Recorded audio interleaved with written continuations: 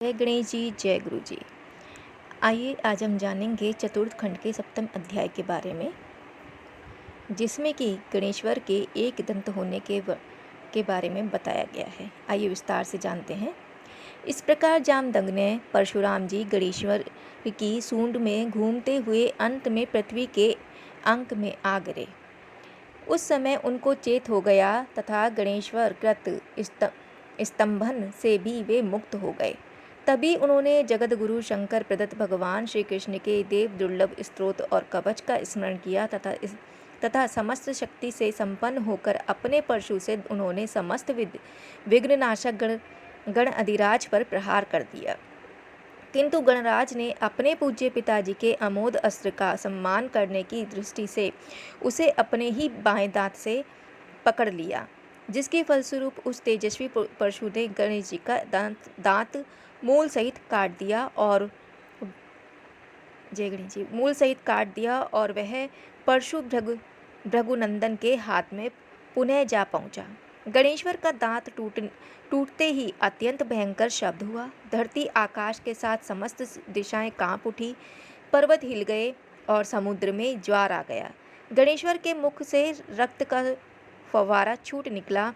लोहित धार के साथ टूटा हुआ दांत धरती पर आ गिरा। उससे समूचे कैलाश शिखर पर कोलाहल होने लगा। कार्तिकेय, वीरभद्र, भैरव, नंदीश्वर एवं समस्त प्रमथगण क्या हुआ करते हुए दौड़ पड़े।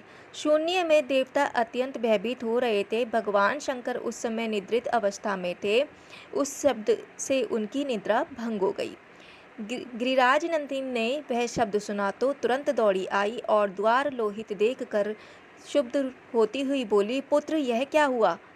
तेरे मुख से रक्त बह रहा है और धरा भी रक्तमयी हो रही है। परंतु गणेश्वर जी कुछ लज्जित से, कुछ रुआंसे से, मौन एवं शांत से झुकाए खड़े रहे। उन्होंने माता को कुछ उत्तर ना दिया। तब पार्वती जी ने कुमार कार्तिकेय से पूछा, पुत्र, तुम ही बताओ, यह क्या हुआ? इसका दांत कैसे टूट गया? कार्तिकेय वहाँ उपस्थित थे ही। उन्होंने सब कुछ स्वयं देखा ही था, इसलिए सब विवरण आदोपांत सुनाते हुए बोले, क्षण भर में ही ऋषि ने परशु प्रहार कर दिया, अन्यथा मैं ऐसा कदापि ना होने देता।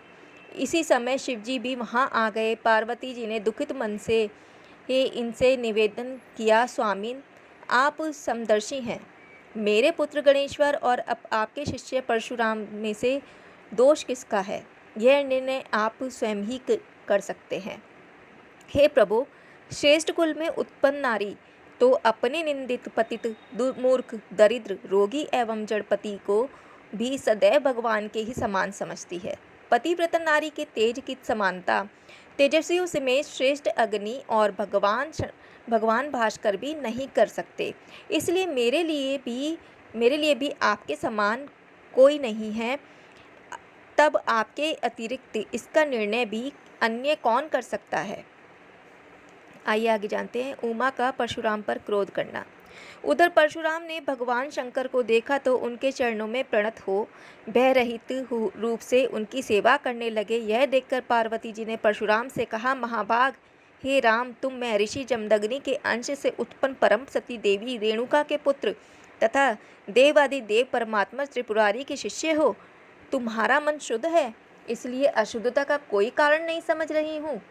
वत्स, तुमने जगत गुरु सर्वेश्वर में जो अमोघ परशु प्राप्त किया था, उसकी प्रथम परीक्षा क्षत्रियों पर की और अब दूसरी परीक्षा गुरुपुत्र पर ही कर बैठे। पुत्र, श्रुतियों का निर्देश है कि गुरु को गुरु दक्षिणा देनी चाहिए, किंतु तुमने तो गुरुपुत्र का ही एक दांत निर्दयता पूर्वक समूल काट डाला।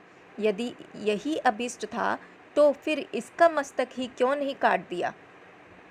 चराचर विश्व के आत्मा रूप भगवान शंकर का अमोघ अस्त्र पाकर तो एक शृगाल भी वनराज सिंह का वध करने में समर्थ हो जाएगा।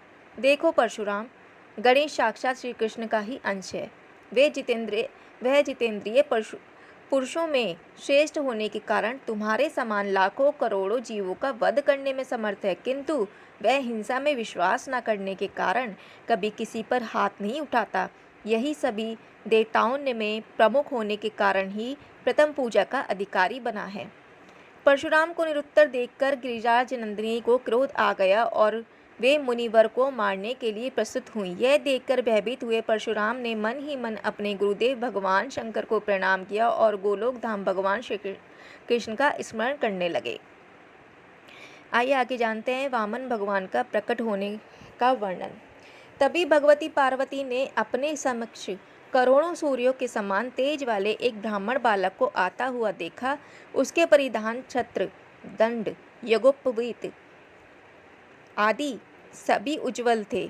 मस्तक पर भी चंद्रमा की कांति के समान चमकता हुआ तिलक लगाता। कंठ में तुलसी की माला, माथे पर शुभ रतन जड़ित मुकुट और कानों में कुंडल सुशोभित थे। उसके अंगों पर रतन आभरण थे तथा वह मंद मंद मुस्काता हुआ माता पार्वती जी की ओर ही देख रहा था। वह ब्राह्मण बालक अत्यंत तेजस्वी था। उसके व्यक्तित्व में अद्भुत आकर्षण था। कैलाशवासी आबाल वृद्ध स्त्री पुरुष सभी उसकी ओर टकटकी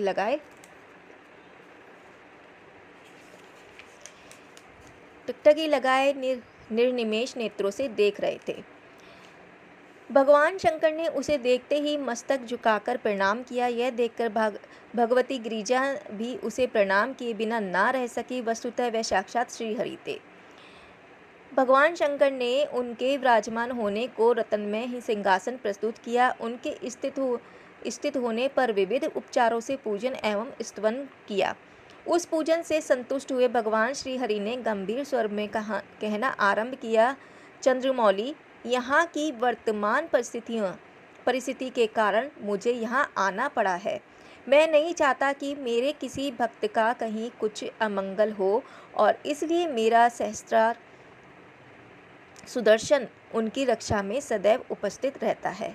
परंतु यदि कोई गुरु की अवहेलना करे तो वह चाहे जो हो मेरा कृपा पात्र नहीं रहता और उसके प्रतिकार के लिए मैं विवश हो जाता हूँ।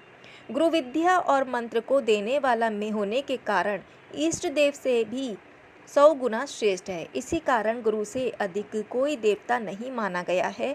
वैसे भी भगवान शंकर महादेव हैं, इनसे बड़ा कोई देव नहीं और भगवान शंकर महादेव हैं, इनसे बड़ा कोई देव नहीं और गिरिराज नंदिनी से बढ़कर कोई पतिव्रता ही है। गणेश्वर से अधिक कोई जितेंद्रिय नहीं और परशुराम के समान कोई गुरु भक्त शिष्य नहीं है। किंतु परशुराम द्वारा आज गुरुपुत्र की जो अवहेलना हुई है उसका मार्जन करने के विचार से मुझे यहाँ आना पड़ा है। हे शिवे, शिवप्रिय, आप जगजननी हैं। गणेश्वर, कार्तिकेय और परशुराम भी आपके पुत्र के समान हैं। आपके और शिवजी के मन में परशुराम के प्रति कोई भेदभाव नहीं है। इसलिए बालकों के इस विवाद में आप जो कुछ करेंगी वह किसी भी प्रकार उपयुक्त नहीं होगा। इन बालकों के मध्य जो विवाद उठ खड़ा हुआ है उसमें किसी का दोष नहीं है। देव सर्वत्र ही बहुत प्रबल है और प्रस्तुत विवाद भी देव योग का ही प्रतिफल है। इसलिए दोष भी किसे दिया जाए यह भी एक प्रबल विवाद का ही विषय बन जाएगा। गणेश पुराण के चतुर्थ खंड के 7वें अध्याय का वर्णन अभी यहीं समाप्त होता है। कल फिर से हाजिर होंगे 8वें अध्याय के साथ। तब तक के लिए जय गणेश जी, जय लंबोदराय, जय गुरु जी।